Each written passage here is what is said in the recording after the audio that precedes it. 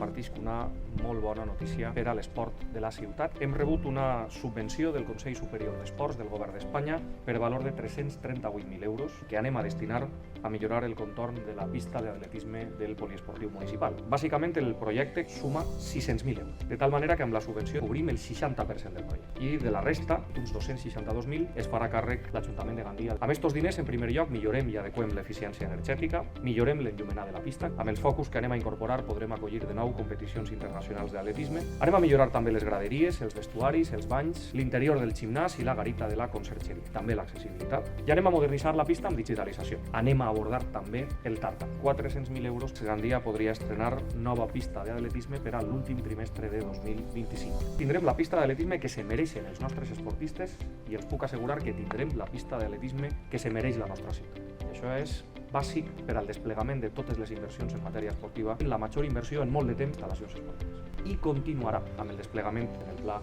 Resol.